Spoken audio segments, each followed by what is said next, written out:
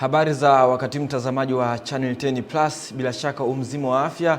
Leo ni Jumamosi ya Januari 31 mwaka 2026. Nikaribisha katika habari ya kutwa nzima ya leo kutoka hapa Channel 10 Plus. Mimi ni Eden Bahati, nitakuletea habari za kitaifa na kimataifa, na katika habari za michezo na burudani tutaungana na Esther Mtebe. Karibu tuanzie jijini Dar es Salaam. Baraza la Mitihani la Tanzania limetangaza matokeo ya mitihani ya kidato cha 4 ya mwaka 2025 na kusema kuwa ufaulu umeongezeka kwa asilimia 46.1 kwa kiwango cha ufaulu wa daraja la kwanza hadi daraja la 3 la mwaka 2025 ikilinganishwa na ufaulu wa miaka miwili iliyopita 2023 na 2024. Tupate undani wa taarifa hiyo. Akitoa taarifa ya matokeo hayo, katibu mtendaji wa Baraza la Mitihani Tanzania Profesa Saidi Ali Mohamed amesema jumla ya watahiniwa 595,810 waliosajiliwa kufanya mtihani wa kidato cha 4, wasichana wakiwa 318,910 sawa na asilimia 53, na wavulana 276,900 sawa na asilimia 46, ambapo ufaulu wao umeongezeka kwa asilimia 2.6.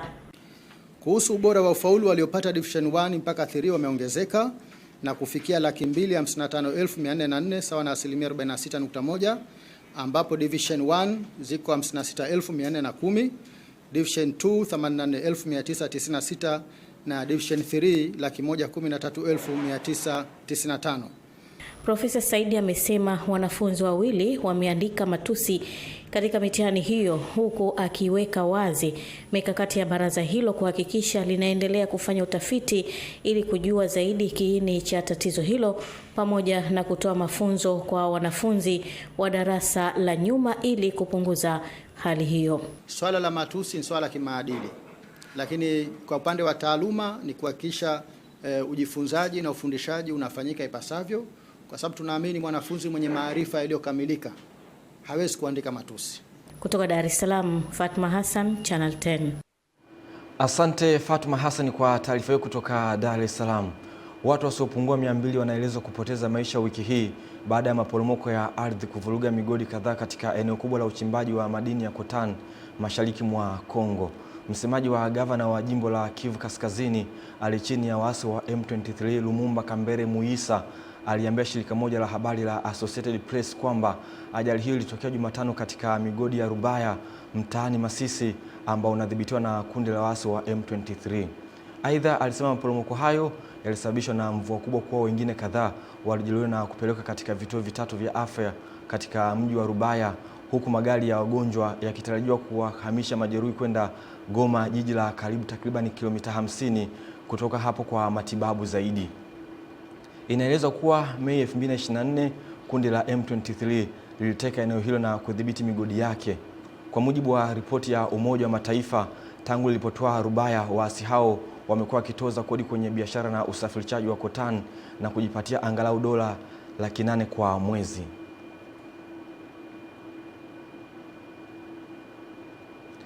Zaidi ya wakulima 6,000 wa zao la mkonge wilayani Handeni mkoani Tanga waliokuwa wakikabiliwa na changamoto ya ukosefu wa kiwanda cha kuchakata zao hilo, hali iliyokuwa ikiwalazimu kupeleka mkonge wao kwenye viwanda vilivyopo wilaya jirani, wameondokana na changamoto hiyo baada ya ujenzi wa kiwanda kipya cha mkonge kinachojengwa wilayani humo kufikia katika hatua za mwisho za ukamilishaji wake. Kutoka Handeni, Ernest Mbezi anaripoti zaidi. Akielezea changamoto zilizokuwa zikiwakabili wakulima hao na manufaa ya uwepo wa kiwanda hicho cha mkonge wilayani hapa, mkuu wa divisheni ya kilimo, mifugo na uvuvi katika halmashauri ya wilaya Handeni, Bwana Ibalila Chiza, wakati alipotembelea kiwanda hicho ambacho tayari kimeshaanza kufanya majaribio huku ujenzi wake ukigharimu shilingi bilioni 1.3, amesema gharama za usafirishaji, lakini changamoto ya halmashauri kupata mapato yake kupitia wilaya nyingine nayo imekuwa ikionekana. Kwa hiyo kwa hatua hii ni mafanikio makubwa sana ambayo tunaishukuru sana Wizara ya Kilimo, lakini tunamshukuru Mheshimiwa Rais kuweza kuridhia fedha hizi ziweze kutumika kwa ajili ya kusaidia uendelezaji wa zao la mkonge ambao ni uti wa mgongo wa uchumi wa mkoa wa Tanga kwa ujumla. Hata hivyo, kwa sasa uzalishaji wa mkonge kwenye wilaya hii ya Handeni umeongezeka na kufikia zaidi ya hekta 6,500, huku mwitikio wa wananchi katika kuanzisha mashamba mapya ya mkonge ukiwa ni mkubwa, Na hapa mbunge wa jimbo la Handeni Mhandisi Charles Sungura akiwa bungeni jijini Dodoma anaeleza mipango ya serikali ya kuongeza idadi ya viwanda vya mkonge wilayani hapa. Hajaishia hapo tu, Daktari Samia Suluhu Hassan tayari ameshatuletea bilioni 4 kwa ajili ya ujenzi wa viwanda vingine viwili vya mkonge. Viwanda hivi ni vikubwa kwa sababu vitaweza kuchakata cubic meters za majani 450 kwa siku. Na kiwanda cha kwanza kitajengwa katika kata ya Komatuku, na kiwanda cha mwisho cha tatu ambacho ndio mahitaji ya jimbo la Handeni ni kiwanda ambacho kitajengwa katika kata ya Mkata. Baadhi ya wananchi wamemshukuru Mheshimiwa Rais Dr. Samia Suluhu Hassan kwa kutoa fedha za ujenzi wa viwanda hivyo ambavyo vinakwenda kuinua uchumi wa wakulima wa mkonge wilayani hapa. Tunashukuru sana mama kutuletea hichi kiwanda kwa sababu mkonge tuko nao mwingi sana. Na wakati huu mkonge ulikuwa unasafirishwa kwenda mbali, lakini sasa hivi wananchi wanaendelea kulima kwa sababu ya tamaa ya hichi kilicholetwa na mama hapa. Kutoka wilayani Handeni mkoani Tanga, mimi ni Ernest Mbezi, Channel 10. Asante Ernest Mbezi kwa taarifa hiyo. Mkoa wa Simiyu umepokea mradi wa usambazaji na uuzaji wa majiko banifu yatakayouzwa kwa bei ya ruzuku ya serikali, huku mkuu wa mkoa huo Anamrangi Macha akiwataka wakazi wa Simiyu kuunga mkono jitihada za serikali katika utunzaji wa mazingira kwa kutumia nishati safi na salama ya kupikia. Taarifa ya mwandishi wetu Aidan Mhando kutoka mkoani Simiyu inaeleza zaidi. Akizungumza wakati akipokea mradi huo, Macha anasema kinachofanyika ni kuunga mkono jitihada za Mheshimiwa Rais Daktari Samia Suluhu Hassan za upatikanaji na uhamasishaji wa matumizi ya nishati safi na salama katika kutunza na kuhifadhi mazingira. Na kwa hiyo tunashukuru sana kwanza maono ya Mheshimiwa Dr. Samia Suluhu Hassan tangu aingilie suala hili la utunzaji wa mazingira na matumizi ya majiko salama, na fikiri kumekuwa na mwamko mkubwa, na kama nyewe mlivyoeleza, kwanza mwamko mkubwa kutoka katika taasisi mbalimbali kama wenzetu wa REA na watu wengine, lakini vile na wananchi vile katika kutengeneza majiko haya ambayo ni majiko salama, majiko banifu. Kwa hiyo sisi tunashukuru sana kwa ubunifu huu na tunaipongeza na kushukuru sana serikali. Mhandisi mwandamizi kutoka REA akizungumzia kuhusu mradi huo wa majiko banifu anasema majiko hayo yanatumia kuni na mkaa kwa kiasi kidogo na ni salama kwa utunzaji wa mazingira. Sema kwamba leo wananchi wote waanze kutumia gesi au watumie umeme, tutakuwa tunadanganyana. Kwa hiyo tukabuni namna ambazo ni ya kutumia nishati hizi ambazo zipo tayari, lakini zitatufikisha taratibu kwenye kutumia zile nishati safi kabisa. Kwa hiyo sasa kwa kuzingatia hilo, tulikuja na mradi huu wa kutoa ruzuku kwa majiko ambayo yanatumia kuni zile zile, yanatumia mkaa ule ule au yanatumia mkaa mbadala na kuni mbadala. Busega 1247, Meatu 1247, kwa jumla inakuwa 6236. Na gharama yake ni milioni 257 ambayo serikali imetoa kama ruzuku. Mradi wa uuzaji na usambazaji wa majiko banifu ni sehemu ya mkakati wa kitaifa wa matumizi ya nishati safi ya kupikia wenye dhima mpaka ifikapo mwaka 2034 80% ya Watanzania wawe wanatumia nishati safi na salama ya kupikia. Kutoka mkoani Simiyu, Aidan Mhando, Channel 10. Mkuu wa wilaya ya Kyerwa Zaituni Msofe ametoa wiki moja kwa wazazi na walezi ambao hawajapeleka watoto wao kulipoti shuleni, wakiwemo wanafunzi wa darasa la kwanza na kidato cha kwanza, kufanya haraka ili wanafunzi hao waweze kuanza masomo, na kusema kuwa wakikiuka agizo hilo hatua kali zitachukuliwa kwa wazazi. Taarifa zaidi na mwandishi wetu Jacques Joakim kutoka mkoani Kagera. Akizungumza katika baraza la madiwani la halmashauri ya wilaya Kyerwa mkoani Kagera, mkuu wa wilaya ya Kyerwa Bi Zaituni Msofe amesema kuwa wazazi na walezi wa wanafunzi ambao wanatakiwa kuanza masomo kwa mwaka 2026 wanatakiwa kuwapeleka shuleni, na kusema kuwa anatoa wiki moja ili wanafunzi hao waweze kuripoti shuleni. Kwa maana hiyo tuache ule utamaduni wa kusema baada ya mwezi mmoja sasa ndo watendaji wa kata wanafunga buti kwenda kuwasaka ambao hawajaripoti. Tupeane muda mfupi, wiki moja nadhani inamtosha kabisa mtu aliyekuwa na changamoto yoyote akaweza kuripoti. Haiwezekani wiki moja imepita unakuta watu tuna 30%, 40%. Watendaji hawajaingia kusaka watu huko kwenye majumba yao. tupunguze huo muda, walau wiki moja itakuwa inatosha, basi tuanze kuwasaka ambao hawajapeleka watoto shule, wachukuliwe hatua stahiki. Kwa upande wake, mkurugenzi wa halmashauri ya wilaya Kyerwa, wakati anajibu maswali ya madiwani juu ya ugawaji wa miche ya kahawa, amesema kuwa anaipongeza bodi ya kahawa kwa kuendelea kutoa miche ya kahawa kwa wakulima wa zao hilo na kutoa takwimu ya ukusanyaji wa zao la kahawa katika wilaya ya Kyerwa. Hata ukienda kwenye 23-24 sisi ni mashuhuda, unaona lile ongezeko. Ukienda kwenye 25-26 tunaona ongezeko. Na mwaka huu mwenyekiti ambao ni msimu mdogo tumepata tani 24 kwa maana ya kilo milioni 24. Na hii miche tangu imeanza kugaiwa, maana nafikiri huu ni mwaka wa 5. Na wanasema miche ya kahawa inaenda kwenye ule uzalishaji timilifu walau ikifikia miaka mingapi? Kwanza miaka 5. Ndio inaweza kaanza kupa walau kilo 1 kuelekea kilo ngapi? Kilo 2 ima kilo 3. Kwa hiyo tuna imani Mheshimiwa Mwenyekiti na baraza lako, huu ugawaji wa miche una tija kubwa sana. Na waweke matangazo, watakuja wananchi kiasi fulani ambao wamejiozesha, hii miche ihesabiwe kwa utaratibu. Sasa tujue fedha serikali inayolipa inaendana na yale ambayo yanaendelea.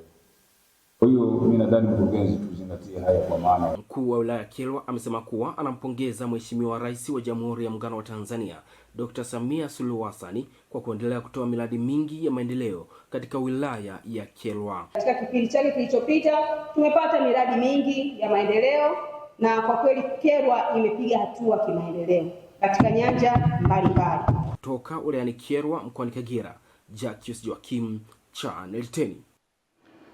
Wananchi wilayani Igunga mkoani Tabora wameomba serikali kuangalia uwezekano wa kufanya matengenezo ya haraka kwenye maeneo yote korofi ya barabara zinazounganisha vijiji, vitongoji na kata mbalimbali wilayani humo ili kuondolea adha, hasa wakati huu wa kuelekea kuanza kusafirisha mazao yao kutoka shambani kwenda sokoni, kwa kuwa hali ya barabara imekuwa si ya kuridhisha. Baadhi ya wananchi wanadai barabara hizo ni tegemeo kubwa kwao katika kufuata huduma muhimu ikiwemo za afya na mwingiliano wa shughuli za kiuchumi. Hapa wanapaza sauti zao wakiomba serikali kuangalia umuhimu wa kuzipa kipaumbele sehemu korofi zisizohimili changamoto ya kimazingira ili kurahisisha usafirishaji kwa njia ya barabara na kuendana na mahitaji halisi ya wananchi. Kilio hicho cha wananchi kikabisha hodi katika kikao cha robo ya pili ya mwaka cha baraza la madiwani halmashauri ya wilaya ya Igunga, ambapo ukaibuka mjadala kuhusu barabara hizo zinazosimamiwa na TARURA. Tunapitia changamoto ya barabara zimekuwa mbovu sana kwa hiki kipindi cha masika, mvua hizi. Hii barabara, kuna barabara ya kuelekea Mwanzugi imekuwa na changamoto sana. Mabonde yamekuwa mengi, mashimo haya. Tulikuwa tunaomba uongozi kama serikali waturekebishie hizi barabara tuweze kupita vizuri, kwa sababu mtu ili afikishe mazao yake mashineni lazima atumie chombo cha moto. Kwa hiyo yote inategemea barabara. Kwa barabara kama inakuwa ni mbovu, pia unakuta labda gari linaharibika njiani kwa sababu ya ubovu wa barabara. Kwa hiyo ukikuta barabara labda ambayo ni nzuri kidogo, inakuwa ni afadhali. Unakuta mtu una shida yako uende ukakoboe upate hela yako ya muda.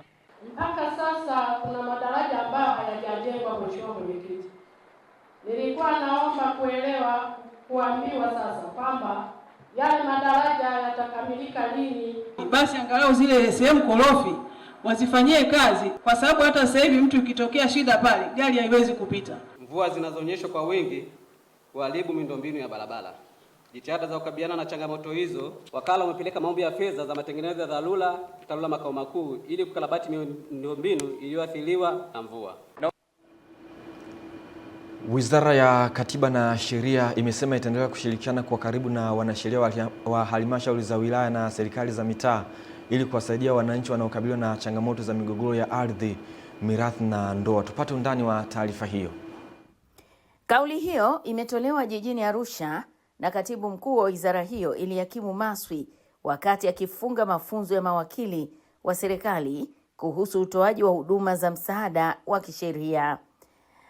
Bwana Maswi amesema lengo la ushirikiano huo ni kusogeza huduma za kisheria karibu na wananchi, hususan waishio vijijini ambao mara nyingi hushindwa kumudu gharama za huduma hizo. Rai yangu kwa wananchi na Watanzania wenzangu ni kwamba tutoe, lakini ukiwa na ushahidi tushiriki kuhakikisha kwamba tunaondoa matatizo haya. Kwa hiyo tuko tayari na tutaendelea, tunaomba tushirikiane nao, watupe ushahidi ili kuwasaidia, na kwa sababu Mheshimiwa Rais ameruhusu tufanye hii kazi, kufanikiwa kwake ni kuonyesha ukweli nini kinafanyika kusaidia wananchi wa Tanzania, hasa wanyonge. Kwa upande wake, Katibu Mkuu Ofisi ya Waziri Mkuu TAMISEMI Adolf Ndunguru amesema mafunzo hayo yataimarisha utoaji wa huduma za msaada wa kisheria kuanzia ngazi za chini za serikali. Tulikuwa na kampeni ipo kwenye ngazi ya kitaifa, sasa tunairejesha kwa wananchi kule chini ili tuweze kuisimamia kwa ufasaha zaidi, lakini tuweze kuwafikia wananchi kwa urahisi zaidi na kuwatambua kwa ubora zaidi kuliko wakati tulikuwa kwenye kitaifa. Pia Wizara ya Katiba na Sheria na TAMISEMI, nadhani sasa kilio cha wananchi juu ya kukosa haki zao zitakwenda kutatuliwa, na sasa itarejesha furaha na kicheko ya Watanzania ili waweze kuipenda serikali yao kwa moyo wote. Wananchi watarajia huduma bora kutoka kwetu na msaada wa bure kabisa, kwa maana tunatarajia sisi mawakili sasa wa serikali kwa kipindi hicho kijacho, wakiamua serikali sasa tutakuwa tuna uwezo wa kuingia mahakamani na kuwawakilisha bure kabisa bila kutoa gharama yoyote. Mafunzo haya ni utekelezaji wa maelekezo ya Mheshimiwa Rais Daktari Samia Suluhu Hassan ya kuimarisha huduma za msaada wa kisheria nchini. Jamila Omar, Channel 10, Arusha. Asante Jamila Omar kwa taarifa kutoka Arusha. Serikali kupitia wakala wa nishati vijijini REA imepanga kutumia shilingi bilioni 32 kutekeleza mradi kabambe wa usambazaji wa nishati ya umeme katika vitongoji 214 mkoani Iringa kama sehemu ya mkakati wake wa makusudi wa kuhakikisha upatikanaji wa umeme kwa wananchi unaongezeka, kuchochea shughuli za kiuchumi, kuboresha utoaji wa huduma za kijamii na kuongeza kasi ya maendeleo ya mkoani humo. Kukamilika kwa mradi huo wa miaka mitatu kutafanya vitongoji vya mkoa wa Iringa kufikiwa na huduma ya nishati ya umeme kwa 90.87. Kutoka Iringa, Clement Sanga ana taarifa kamili. Hatimaye ndoto ya wanairinga katika maeneo yote ya vijiji na vitongoji yaliyokuwa yamesalia kupata nishati ya umeme sasa inakwenda kukamilika. Akizungumza wakati wa zoezi la kumtambulisha mkandarasi wa mradi huo kwa serikali mkoani Iringa, Frank Mugogo kwa niaba ya mkurugenzi mkuu wa wakala wa nishati vijijini REA amesema kuwa vitongoji 382 vya mkoa wa Iringa bado havijafikiwa na huduma ya umeme na kwamba mradi huo mkubwa unakwenda kupeleka umeme katika vitongoji vipatavyo 214, hali itakayopunguza kwa kiasi kikubwa idadi ya vitongoji ambavyo bado havijapata nishati hiyo muhimu. Mradi huu unahusisha vitongoji 214. Ukikamilika tutakuwa tumepeleka umeme kwa 90.87 ya vitongoji vyote vya mkoa wa Iringa. Vitabaki vitongoji 168 ambao sawa na 9.13 ya vitongoji vyote vya mkoa wa Iringa. Mkuu wa mkoa wa Iringa Harry James kwa niaba ya wananchi mkoani humo amesema habari hiyo ni njema kwa kila mwana Iringa na mpenda maendeleo. Ninayo furaha kubwa sana kuwataarifu wananchi wenzetu wa mkoa wa Iringa katika majimbo yote ya uchaguzi na halmashauri zote kwamba hatimaye serikali imepokea kiasi cha shilingi bilioni 32 kupitia taasisi yetu ya REA ambayo jukumu lake ni wakala wa nishati vijijini kuhakikisha sasa tunakwenda kuwekewa umeme katika vitongoji 214. Vijiji hivi vikiwekewa umeme tutakuwa tumefikia 90.7 ya utekelezaji wa mpango wa kupeleka umeme vijijini. Mapokeo ya mradi huo nayo hayakuwa madogo hata kidogo. Mimi kama mwenyekiti wa kijiji nimepata furaha kubwa sana na nitakuwa kifua mbele kwa kupata mradi huu na naukaribisha sana kijijini kwangu. Asanteni sana. Umeme kama unavyofahamu kwamba umeme ni kila kitu. Zamani tulikuwa tunachukia kwa mtu anayefahamu zamani tunatumika kwa Kihehe tunasema lungali. Sasa hivi tumekwama kwenye lungali tunahamia kwenye mambo ya nishati mbadala ambayo ni umeme. Kwa hiyo namshukuru kwanza Mheshimiwa Rais, lakini changamoto kubwa itakuwa imetatuliwa kwa sababu vijana wengi watapata ajira. Kwa mfano vijana wapata kuweka saluni. Clement Sanga, Channel 10, Iringa. Asante Clement Sanga kwa taarifa kutoka mkoani Iringa. Serikali ya mkoa wa Kilimanjaro imeweka msimamo mkali juu ya utekelezaji wa mradi wa kusambaza umeme katika vitongoji vyote vya mkoa huo, ikisisitiza kuwa kipaumbele kikubwa ni mwananchi kupata umeme, sio madai ya fidia yanayoweza kuchelewesha maendeleo. Taarifa ya Jimmy Mengele kutoka Kilimanjaro inafafanua zaidi. Akizungumza wakati wa utambulisho wa mkandarasi wa mradi wa umeme wa vitongoji, mkuu wa mkoa wa Kilimanjaro Nurdin Babu amesema dhamira ya rais ni kuhakikisha kila Mtanzania anapata nishati ya umeme hadi ngazi ya kitongoji, huku akidai dhamira hiyo itatekelezwa bila vikwazo visivyo vya lazima. Nishawaagiza waheshimiwa wakuu wa wilaya wote na waheshimiwa madiwani, kwa sababu wanautaka umeme. Kwa hiyo swala la fidia sisi sio kipaumbele kwetu. Kipaumbele kwetu ni mtu kupata umeme. Kwa hiyo mtu ambaye atataka fidia, basi sisi tutabadilisha njia. Daniel Mungure ni mkurugenzi wa fedha REA, amesema mradi huo una gharama ya shilingi bilioni 33.5, unatekelezwa na kampuni ya Dalm Group Limited, umelenga kupeleka umeme katika vitongoji 186 na ukikamilika utawezesha mkoa wa Kilimanjaro kufikiwa na umeme vitongoji vyote 2258. Lakini pia tunaomba pia tusaidie pia kuelimisha wananchi na viongozi wengine wa serikali walioko mkoani ili kujiandikisha kwa ajili ya kupatiwa nishati ya umeme wakati mradi unaendelea. Kwa sababu mradi huu unaoendelea kuunganisha ni 27 tu. Katika mkoa wa Kilimanjaro sisi Dalm Group tumepanga mradi wa kumalizia vitongoji 186 kwenye thamani ya bilioni 33.5. Ni mradi wa miaka mitatu ambao tunategemea kuanza tarehe 1 mwezi wa pili mpaka tarehe 30 Januari 2029. Tunategemea kumaliza.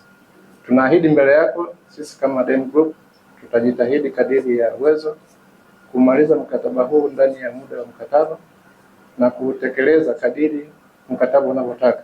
Nikiripoti kutoka mkoani Kilimanjaro ni Jimmy Mengele.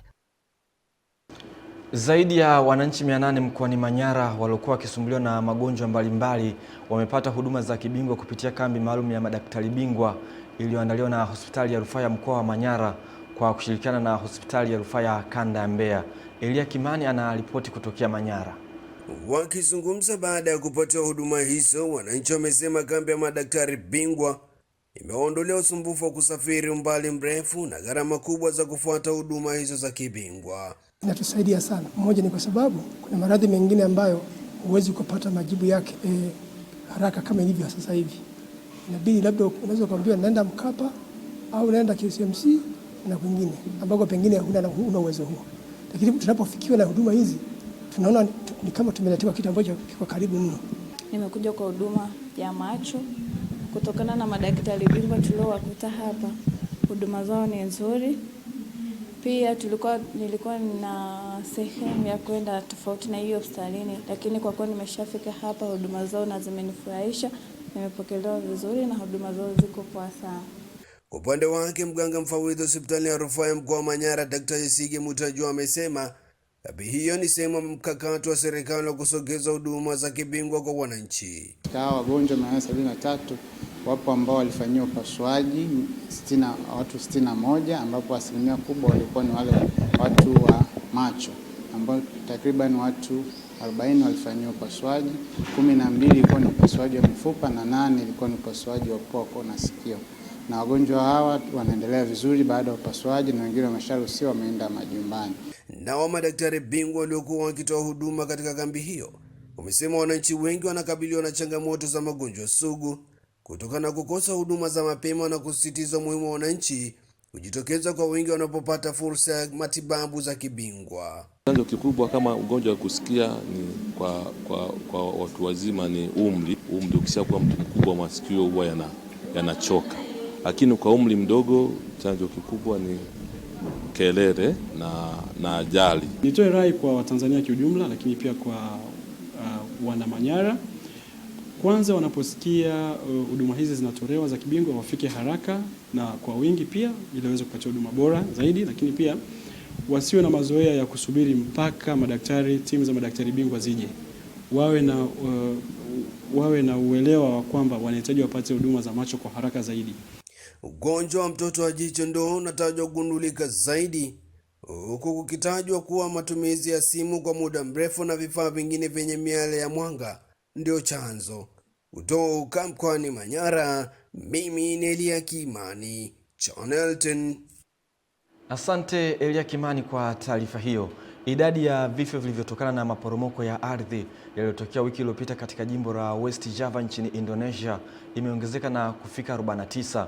Hadi sasa vikosi vya utafutaji na uokoaji vimekuwa vikiendelea na juhudi za kuwatafuta watu wanaoaminika kuwa bado wamekwama chini ya vifusi, huku watu 15 bado hawajulikani walipo.